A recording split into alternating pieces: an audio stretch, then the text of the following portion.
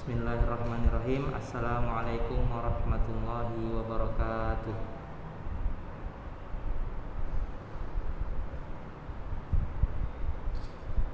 Alhamdulillahi rabbil alamin. Wabihi nasta'inu ala umur dunya waddin. Wassalatu wassalamu ala rasulillahi amma ba'du. Para murid Ananda sekalian yang kami muliakan dan kami banggakan karena Allah Subhanahu wa taala. Alhamdulillah kita bersyukur kepada Allah, walaupun hanya dengan rekaman pembelajaran seperti ini karena adanya keterbatasan di sana. Tentunya kita tetap bersyukur kepada Allah. Kita diizinkan untuk melanjutkan pembelajaran hadis, sebuah pelajaran tentang mengambil faedah membacakan, mempelajari tentang perkataan Nabi kita yang mulia, pimpinan para nabi dan rasul, Nabi Muhammad sallallahu alaihi wasallam. Semoga kelak kita menjadi umat beliau yang mendapatkan syafaat beliau sallallahu alaihi wasallam. Ananda sekalian yang dimuliakan oleh Allah,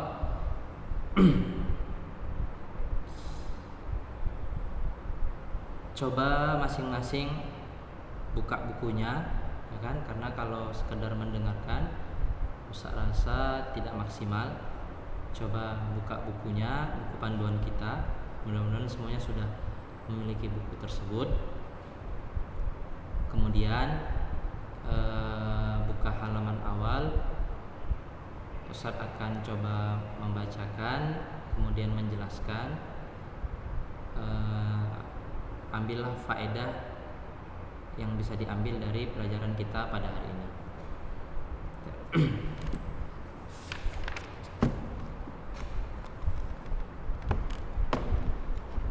Ya, kita berdoa mudah-mudahan cobaan dari Allah ini segera berhenti, kemudian kita bisa belajar dengan tatap muka, karena ruh pelajaran tidaklah didapat dengan pelajaran online seperti ini. Tetapi kita tidak meninggalkan seluruhnya, kita coba mencapai sebagiannya, menggapai sebagiannya, dan kita berdoa kepada Allah semoga Allah mudahkan dan kelak Allah akan gantikan yang lebih baik. Seharusnya sebagaimana yang sudah saya sampaikan sebelumnya, setiap pekan kita akan mentasmikkan, mendengarkan hafalan hadis dari Ananda sekalian. Benar? Karena keterbatasan ini maka itu kita tiadakan. Tapi saya harapkan untuk mempersiapkannya. Bisa jadi di pekan depan Ustaz akan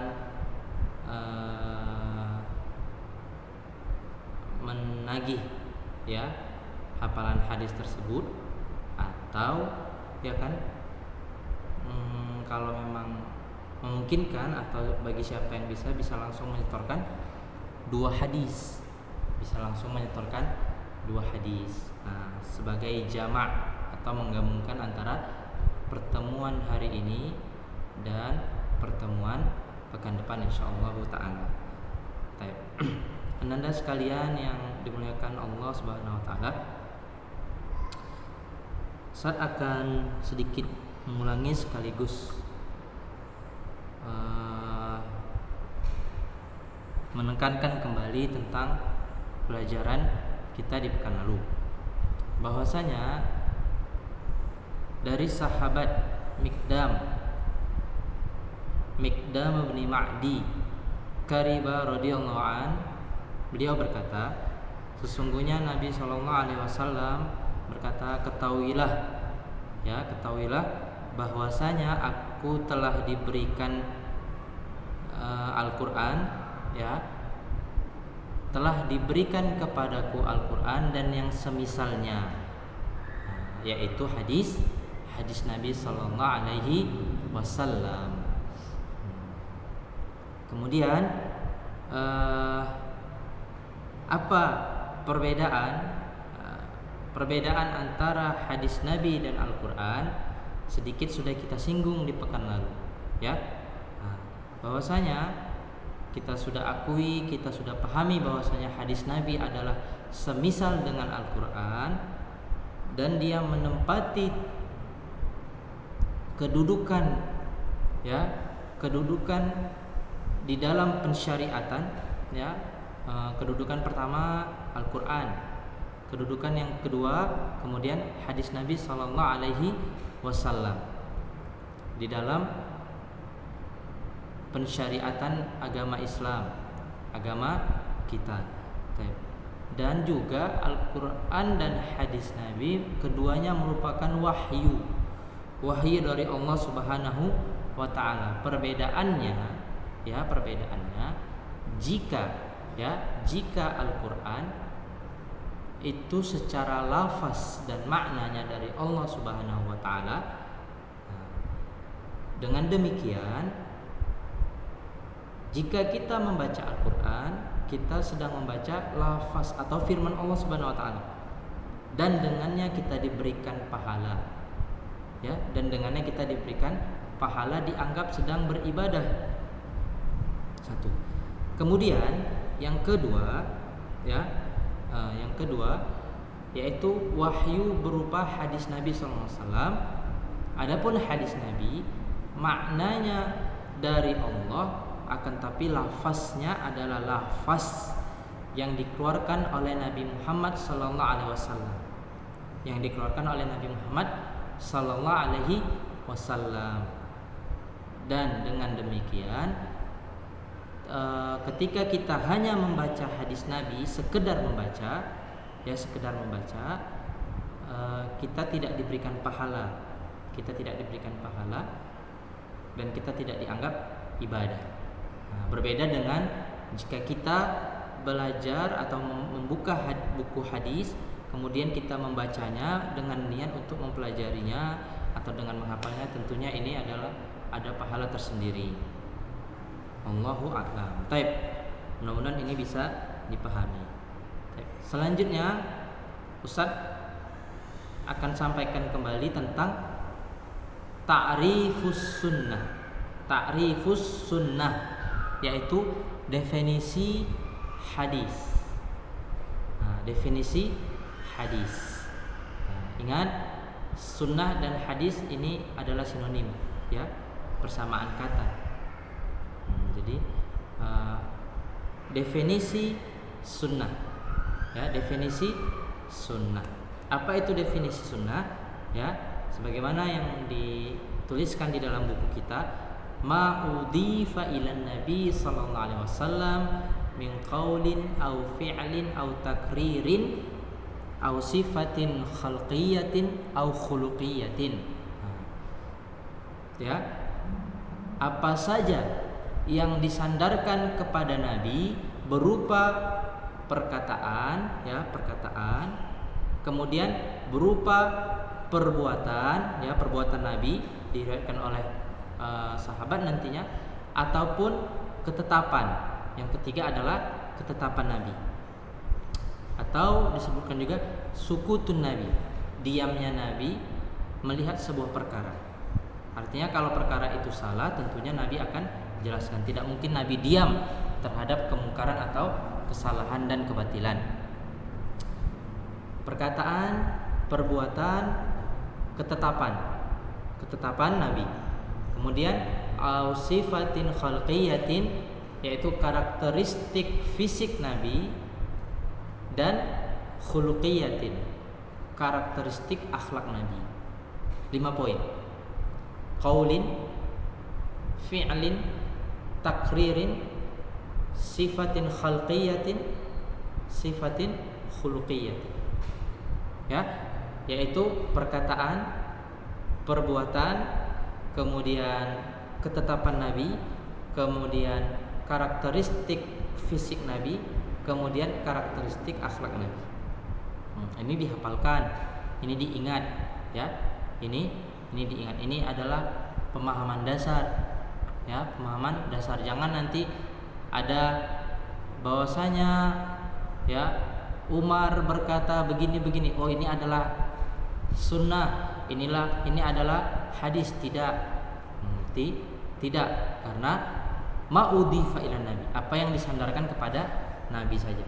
Ada nanti ulama berkata, oh ini adalah hadis atau ini adalah sunnah, maka jawabannya tidak, karena dia tidak disandarkan kepada nabi. Nanti yang lain itu ada istilah-istilah tersendiri.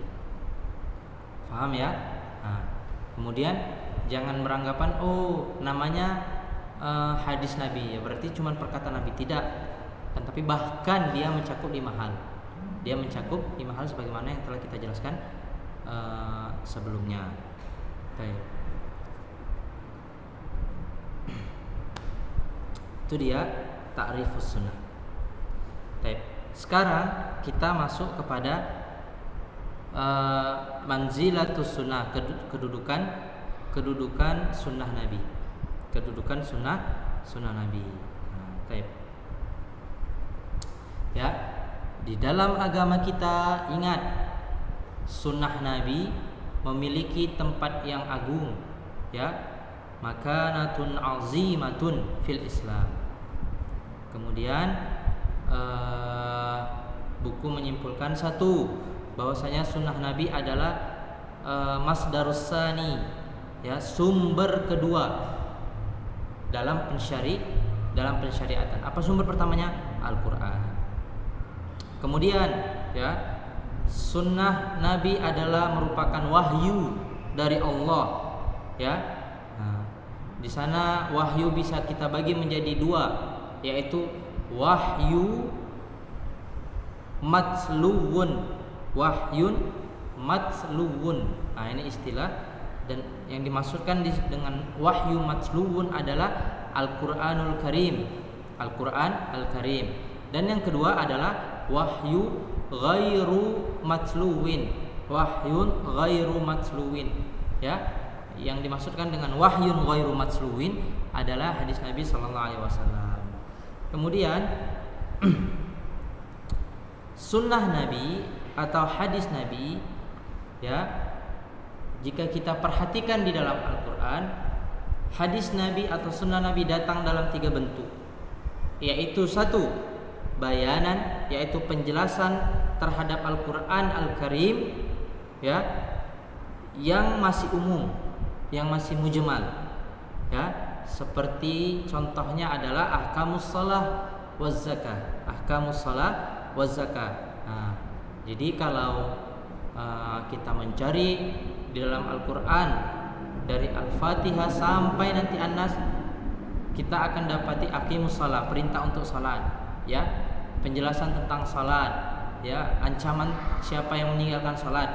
Tapi apakah kita dapati rincian tentang salat?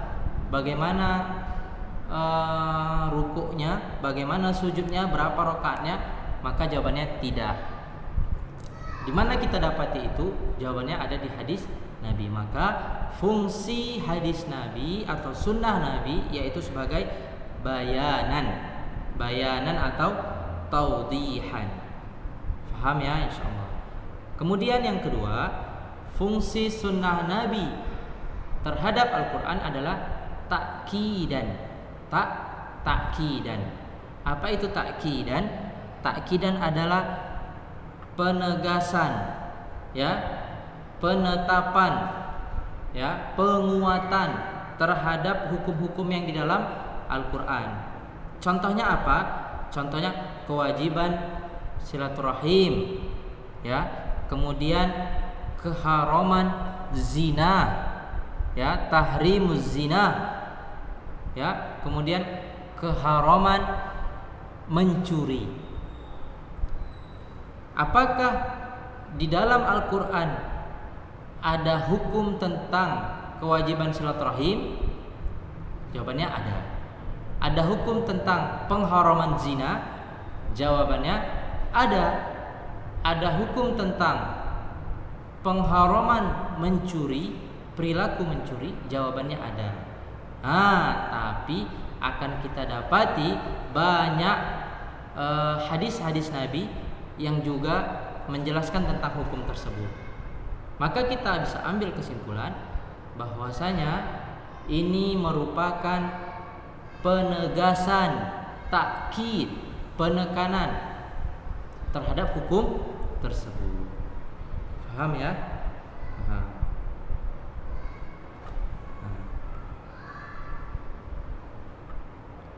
Contohnya ya, kalau di dalam Al-Qur'an la taqrabuz zina, ya. Janganlah kalian mendekati zina. Nah, ini lafaz di dalam Al-Qur'an. Hadis Nabi apa? Ya, jauhilah 7 perkara yang membinasakan. Ya kan? Jauhilah 7 perkara, berhati-hatilah 7 perkara yang membinasakan. Termasuk dosa besar. Di antaranya adalah zina. Nah, ini hadis Nabi sebagai ya penekanan terhadap ayat Al-Qur'an. Mudah-mudahan bisa dipahami. Kemudian yang ketiga adalah ya ta'ti bi ahkamin sakata anha Al-Qur'anul Karim katahrimul jam'i bainal mar'ati wa ammatiha aw khalatiha. Ya, hadis Nabi, sunnah Nabi datang menjelaskan hukum-hukum yang Al-Qur'an tidak menyebutkannya. Al-Qur'an diam terhadapnya. Ya, jadi ternyata Al-Qur'an tidak menjelaskannya. Kemudian disampaikan di dalam hadis Nabi, dan ini juga banyak. Contohnya adalah ya keharaman menggabungkan antara ya seorang wanita dengan bibinya, dengan bibinya, ya. Nah, jadi tidak boleh seorang pria menikah sekaligus, ya, menikahi seorang wanita sekaligus bibinya si wanita, baik dari pihak ayahnya, bibi dari pihak ayahnya atau dari pihak ibunya. Maka ini haram. Adapun ya kita tahu dari membaca sejarah bahwasanya Utsman bin Affan radhiyallahu an, ya, Utsman bin Affan radhiyallahu an pernah menikahi 2 anak perempuan Rasulullah SAW. 2 anak perempuan Rasulullah SAW. Dan seandainya ada seorang laki-laki menikahi 2 kakak beradik, maka ini haram jika bersamaan. Tetapi riwayat dari Utsman bin Affan radhiyallahu an adalah beliau radhiyallahu an menikahi ya salah seorang anak Nabi. Kemudian anak Nabi ini wafat, meninggal. Kemudian Nabi dinikahkanlah dengan anak perempuan dari Nabi juga. Berdasarkan ini juga gelar yang disematkan diberikan kepada Utsman bin Affan radhiyallahu an adalah Zun Nurain, yaitu pemilik 2 cahaya. Pemilik 2 cahaya, yaitu 2 putri kesayangan Rasulullah sallallahu alaihi wasallam. Ya. Mudah-mudahan bisa dipahami.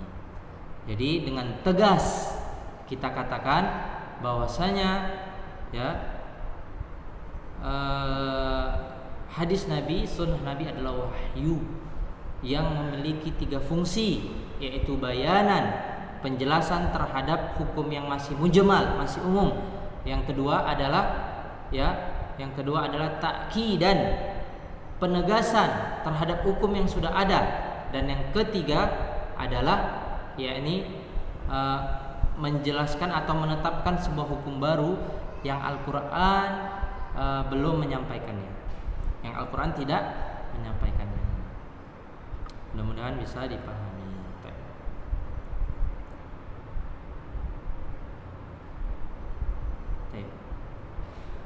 Alhamdulillah, sudah selesai dari 1 poin.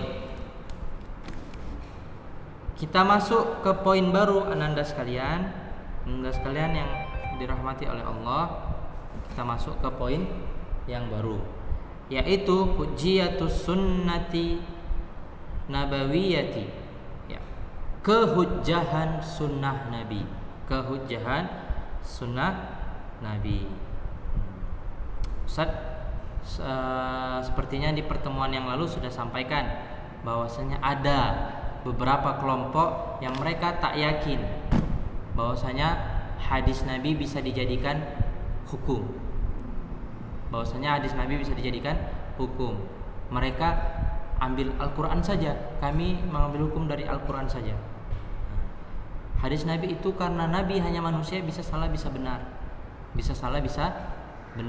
Nah, dan ternyata kelompok atau pemikiran yang batil seperti ini telah ada semenjak zaman dahulu. Kalau di zaman sekarang sangat banyak. Ustaz pernah temukan di dunia kampus, ya, sangat banyak. Tapi ini juga sudah ada di zaman yang lalu, ya. Syaitan laknatullah alaih telah berhasil memperdaya manusia, menggoda manusia untuk menolak hadis Nabi. Dijadikan sumber hukum. Maka inilah pentingnya pembahasan kita. Kita baca bukunya As-Sunnatun Nabawiyatu Hujjatun fil Ahkami Syar'iyyati Al-I'tiqadiyyati wal Amaliyyati. Ya, sunnah Nabi merupakan hujjah, ya, pegangan, dalil di dalam hukum-hukum syariat, baik secara i'tiqad, yaitu keyakinan, dan secara amaliyah, secara amal perbuatan. Contoh, ya kan? Nah, ini ada lagi golongan yang seperti ini. Mereka tidak menerima hadis Nabi yang menceritakan atau mengkabarkan tentang perkara-perkara akidah, yaitu keyakinan, perkara yang gaib mereka tidak terima. Umpamanya mereka kan, ya, tentang perkara yang gaib, umpamanya adalah tentang Dajjal. Tentang Dajjal kan kita tahu banyak nanti peristiwa di menjelang hari kiamat.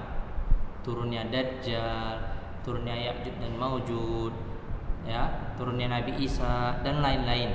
Nah, ini adalah peristiwa yang akan terjadi kelak ketika hari kiamat akan datang. Masih gaib. Nah, ini kan terkait dengan keyakinan. Ada golongan yang kami tak mau menerima. Kenapa? Ya, karena itu adalah hadis. Ya, kalau nanti kita belajar mustalah hadisnya adalah hadis ahad. Hadis ahad, tidak dikabarkan Al-Qur'an. Maka ulama Ahlus Sunnah, ya, menetapkan bahwasanya hadis Nabi harus diterima, baik perkara tersebut yang dikabarkan adalah perkara i'tiqadiyah, keyakinan, atau perkara amaliyah, ya, amal perbuatan. Nah, ini kita tolak juga. Dan amaliyah, terlebih lagi ini, maka kita harus menerima hadis Nabi, sunnah Nabi yang mengkabarkan tentang bagaimana tata cara beribadah, karena tentunya kita tidak akan dapati ini di dalam Al-Quran. Taib. Fahiya wajibatul ittiba'i kal Qur'anil karimi wa qad dalla ala dhalika Al-kitabu was sunnatu fi nususin katsiratin minha, ya. Afwan sebentar, sudah 3 kali nelpon, takut ada yang penting. Afwan ya. Halo. Halo.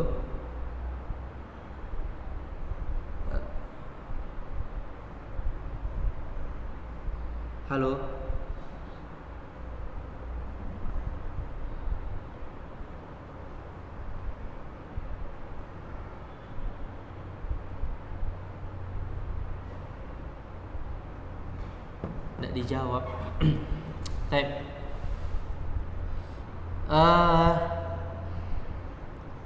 Sampai tadi dan sunnah Nabi. Telepon lagi. Sebentar ya anak-anak. Halo. Assalamualaikum warahmatullahi wabarakatuh. Iya bang, lagi ngajar pula ini bang di Akhwat.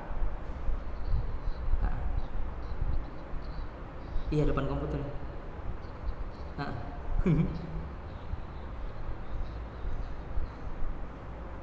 Nanti kira-kira apalagi anda telepon lagi gimana?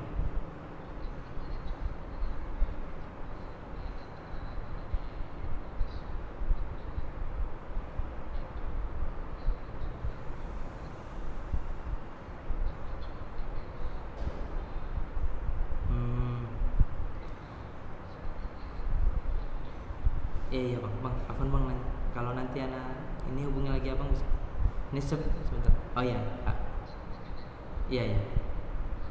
Assalamualaikum. Tep, Afan. Tep. Maka sunnah Nabi, ya, wajib mengikutinya sebagaimana mengikuti Al-Quran Al-Karim, dan bahwasanya Al-Quran dan hadis Nabi juga menunjukkan hal tersebut. Apa dalilnya? Apa bukti penunjukannya? Lihat qauluhu ta'ala, ya, firman Allah Subhanahu wa taala di dalam surah At-Taghabun. Di dalam surah At-Taghabun ayat ke-12 Allah berfirman, a'udzu billahi minasyaitonir rajim wa ati'ullaha wa ati'ur rasul, ya, maka ikutilah, taatilah Allah dan taatilah Rasul sallallahu alaihi wasallam. Ini satu. Kemudian firman Allah juga, ya, di dalam surah Al-Hasyr ayat ke-7 Allah berfirman, wa ma atakumur rasulu fakhudhuhu wa ma nahakum anhu fantahu, dan apa saja dan apa-apa yang datang kepada kalian dari Rasul, fakhudhuhu, maka ambillah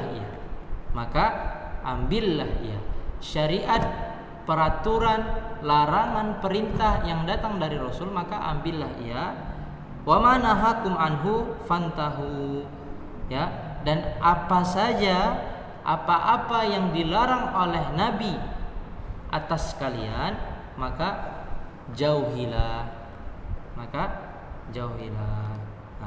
Maka cegahlah diri kita dari melakukan hal tersebut. Dalam surah Al-Hasyr ayat ke-7. Kemudian jim. Ini yang ketiga, dalilnya adalah hadis Al-Miqdam bin Ma'di Kariba Al-Kindi radhiyallahu anhu qala Rasulullah sallallahu alaihi wasallam. Hadis Al-Miqdam, ya, salah seorang sahabat Rasulullah sallallahu alaihi wasallam, dia berkata bahwasanya Rasulullah sallallahu alaihi wasallam telah berkata, yushikur rajulu muttaqi'an ala arikatih, ya, yushiku, hampir saja seorang laki-laki dia bersandar kepada sofanya. Ini menunjukkannya dia sedang santai, ya, sedang slow, begitu kan. Kemudian yuhaddisu bihadisin min hadithi, kemudian dia mengucapkan atau mengabarkan sebuah hadis, ya, dari hadis-hadis Rasulullah SAW, ya, maka dia berkata, bainana wa bainakum kitabullahi azza wa jal, fama wajadna fihi min halalin istahlalnahu, wa ma wajadna fihi min haramin haramnahu. Ya, di antara kami dan kalian itu ada kitabullah, ada Al-Quran. Maka apa saja yang kami dapati di dalam Al-Quran, sesuatu yang halal, maka kami menghalalkannya. Dan apa saja yang kami dapati di dalam Al-Quran berupa keharaman, maka kami pun mengharamkannya. Nah, ini ananda sekalian, perkataan ini adalah perkataan yang mengandung penyepelean terhadap hadis Nabi. Jadi seakan-akan dia ringan saja lisannya mengatakan, ya, kita di tengah-tengah kita sudah ada Al-Quran kok, jadi kita bisa memahaminya sendiri. Apa yang kita bisa dapatkan halal, kita halalkan. Apa yang kita kata Al-Quran haram, kita haramkan. Dia tidak ingin memahami Al-Quran melalui perantara Nabi, yaitu melalui perantara hadis-hadis Nabi SAW.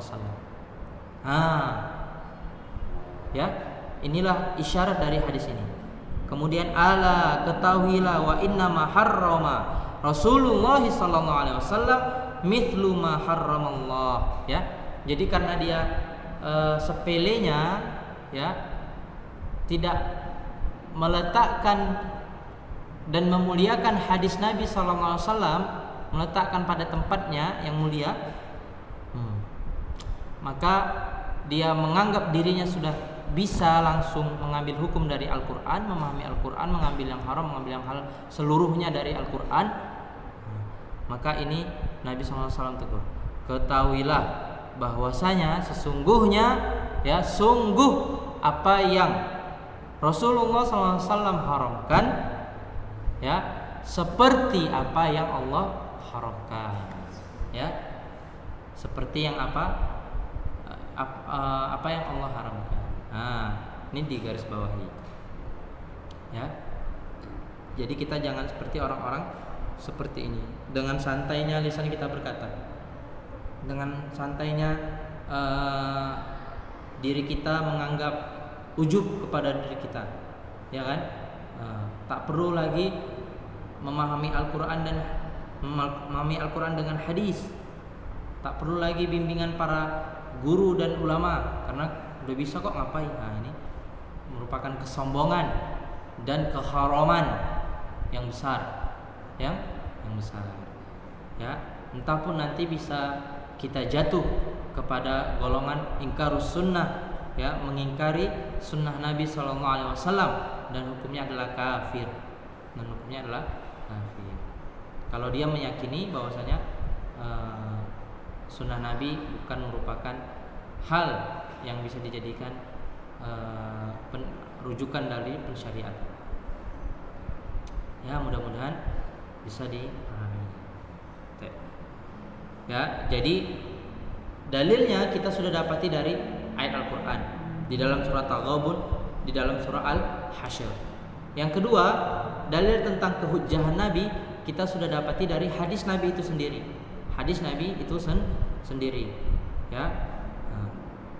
Nabi berkata, diberikan kepadaku yang semisal Al-Quran.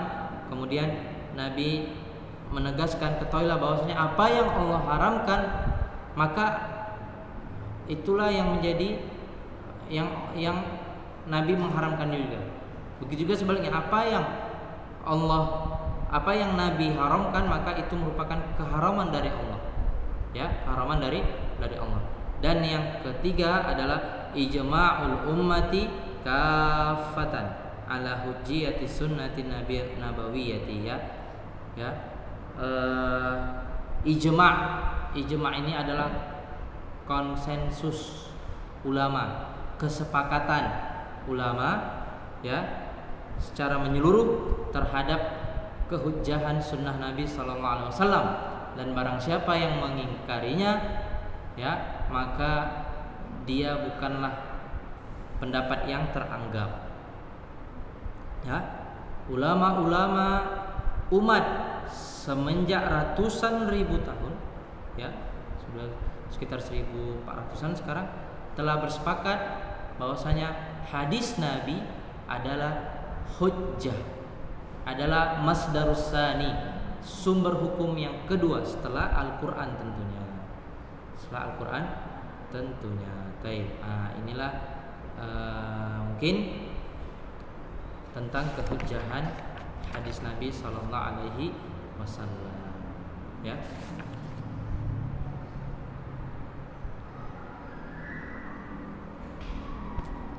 Nanti tuliskan ya di bukunya, ya.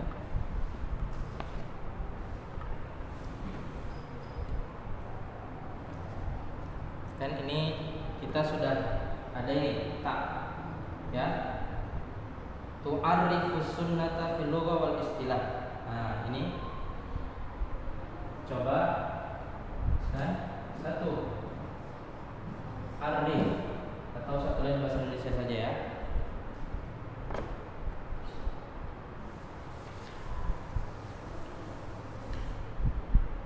Coba kerjakan di rumah, ya. Satu, definisikan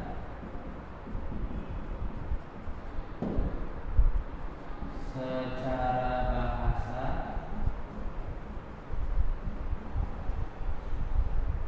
dan istilah, ya, dari sunnah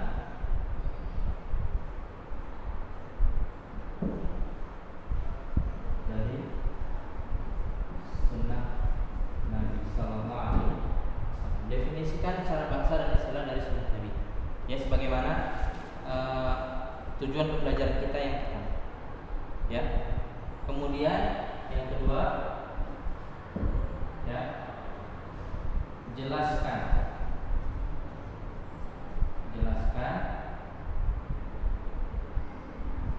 kedudukan sunnah. Jelaskan kedudukan sunnah. Nampak tidak? Saya besarkan lagi, ya. 3. Yang ketiga, ya, jelaskan kehujjahan, jelaskan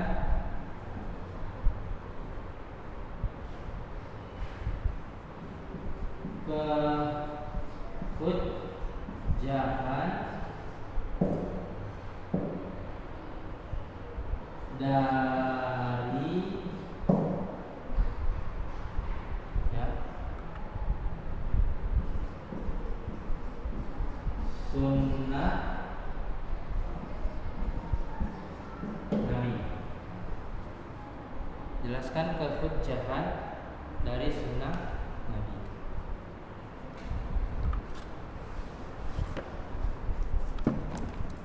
Alhamdulillah, kita sudah dapat 3 tujuan pembelajaran kita.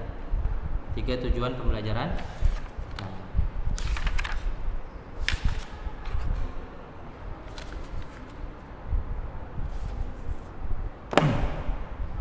Baik.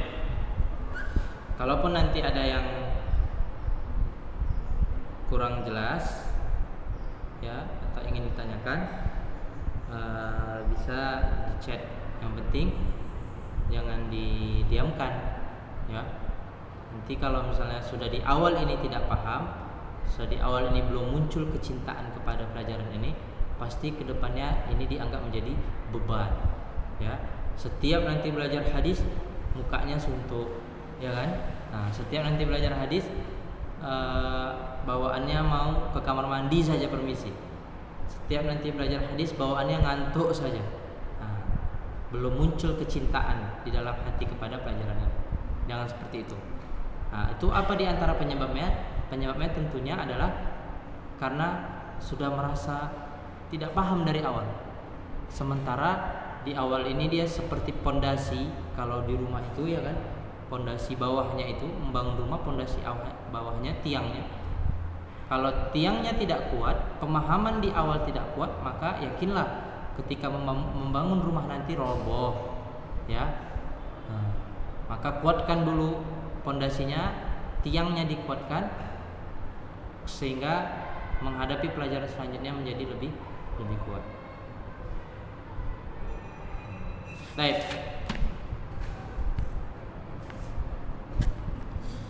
Nah, kita lanjutkan ke halaman selanjutnya. Ya, kita lanjutkan ke halaman selanjutnya. Apa pembahasannya? Ya. Ingkaru hujjiyatis sunnati wa dawafi'uhu. Pengingkaran terhadap sunnah Nabi, ya, dan penolakannya, ya, jawaban penolakannya, jawaban. Baik. Lamma dhahara al-islamu wa intashara diya'uhu, tatkala, ya, muncullah agama Islam ini, muncul agama Islam, ya, kemudian tersebarlah cahayanya, ya, cahaya keimanan, cahaya keislaman menyebar ke seluruh, ya, dunia. Kira-kira begitu. Ra'a a'da'uhu annal muwajjihata al-makshufata lil islami la tufiduhum syai'an, ya. Para musuh melihat kalau hanya sekedar pertemuan tertutup, ya, dengan Islam tidak akan memberikan manfaat sedikit pun. Tidak ada manfaatnya. Misalnya hanya sekedar kesepakatan antara di dalam pertemuan sepakat untuk gencatan senjata, ya. Nah, maka ini tidak ada manfaatnya. Kenapa? Karena agama Islam terus saja semakin banyak, terus saja semakin berkembang, terus saja semakin tersebar, ya. Nah, kenapa? Diakibatkan dengan konsep ketuhanannya, ya, konsep ketuhanannya. Pada zaman itu ada negara Romawi, ya, ada negara Romawi, ada negara Majusi. Inilah dua negara besar, ya, superpowernya. Kalau umpama kita di zaman sekarang mungkin bisa kita bilang Amerika dan Cina, ya kan? Nah, di zaman itu Romawi dan Persia. Sudah, tapi dengan izin Allah, ya, dengan tersebarnya cahaya Islam, dua negara superpower ini runtuh.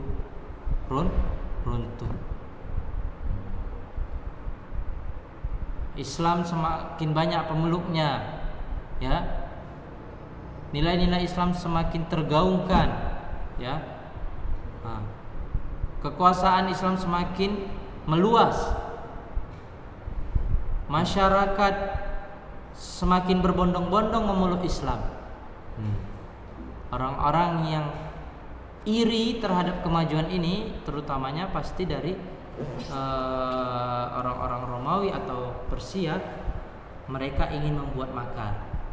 Mereka ingin menjatuhkan agama Islam, kemudian menjayakan kembali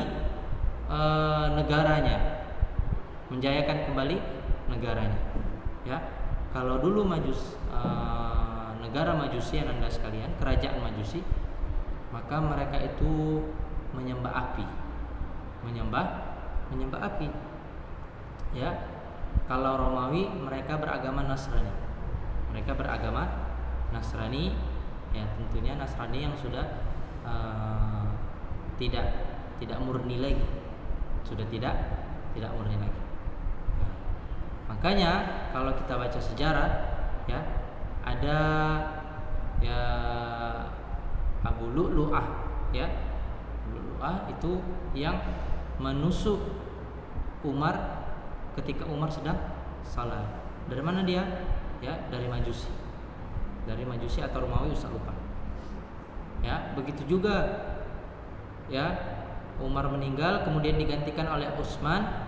Kemudian di masa Utsman ada fitnah yang tersebar. Ada yang Utsman ini bukan pemimpin yang adil. Dia mengangkat saudara-saudaranya menjadi pejabat. Ada nepotisme, ada bla bla bla bla segala macam. Mereka provokasi masyarakat sehingga masyarakat marah kepada khalifah, ya kan? Sehingga melakukan demonstrasi. Ini tentunya ada campur tangan orang-orang munafik, pengkhianat, ya, dan berasal dari dua negara besar yang dikembangkan, ya. Kemudian di masa Ali juga begitu, ya, Abdurrahman bin Muljam. Nah, ini juga yang kelaknya nanti menjadi tokoh Syiah. Ya, juga disebutkan mereka adalah pengkhianat. Artinya musuh-musuh Islam yang tidak senang dengan kemajuan Islam, hatinya sudah dipenuhi kebencian, ya, keinginan untuk menghancurkan Islam, maka mereka membuat makar-makar, tipu daya, muslihat untuk menghancurkan Islam. Disebutkan di sini, ya, jika dengan pertemuan-pertemuan, ya, pembicaraan sepertinya Islam tidak terbendung, maka mereka membuat tipu muslihat. Bada'u yukhattuna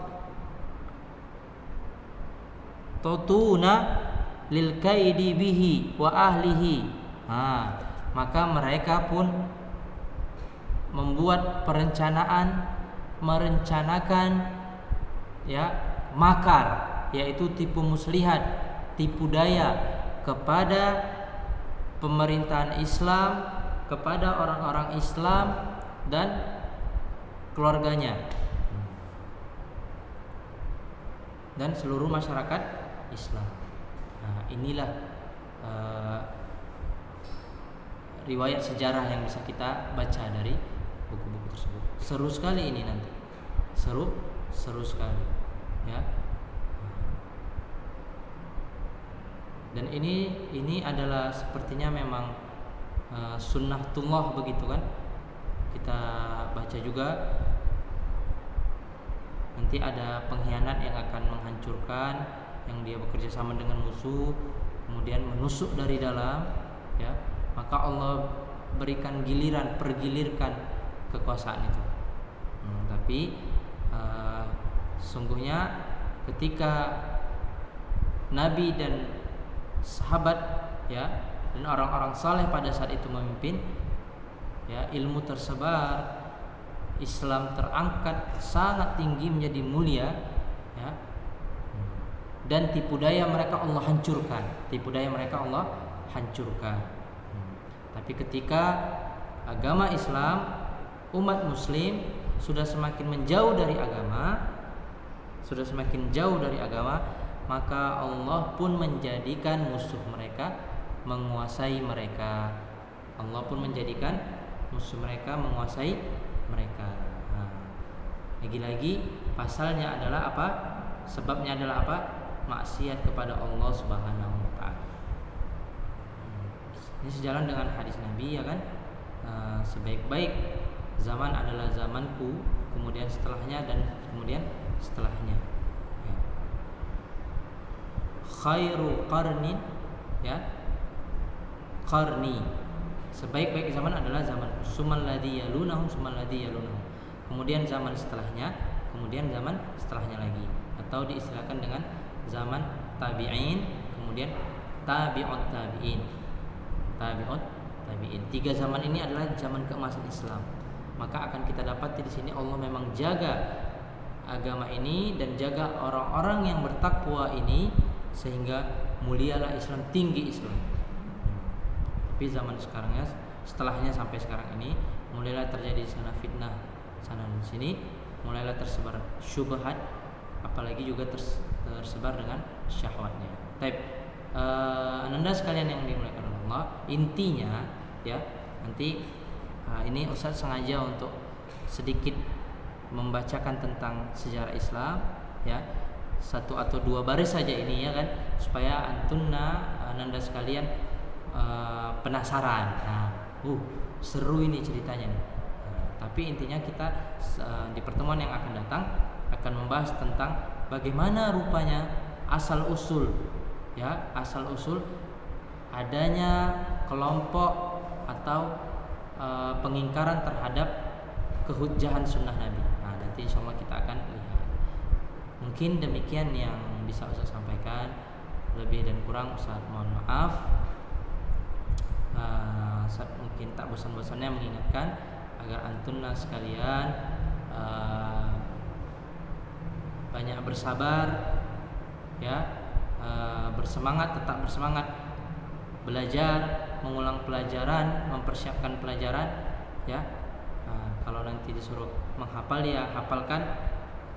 Mudah-mudahan kemudahan datang dari Allah, dan kelak kalian ananda kami sekalian yang dimuliakan oleh Allah dan kami banggakan, menjadi penerus estafet dakwah ini ya. Kalian menjadi orang yang bermanfaat untuk agama kita ya, kemudian orang yang membanggakan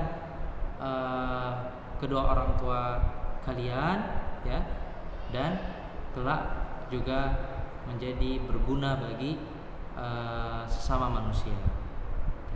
Mungkin demikian, kita tutup dengan doa kafaratul majlis. Subhanakallahumma wa bihamdik, asyhadu an la ilaha illa anta, astaghfiruka wa atubu ilaik. Assalamualaikum warahmatullahi wabarakatuh.